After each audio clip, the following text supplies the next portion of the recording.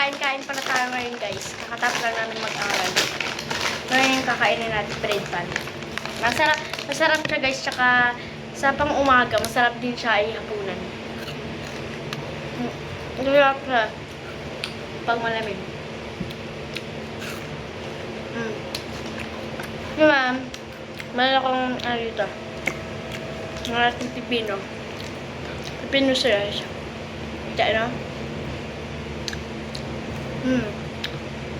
Inuulam namin ito lagi. Masarap.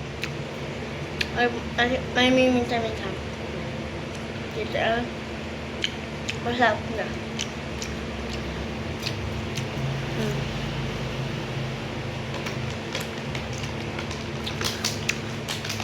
Ang pinag-aralan kasi namin ngayon mathematics. Paborito ko yun kasi yung subject na masibasa sa school. Tsaka pa, grade 4 na rin pala kami.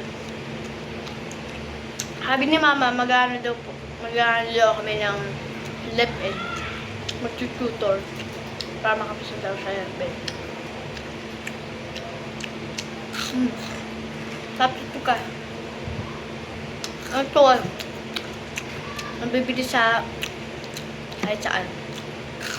Kaya mall. Ito na guys.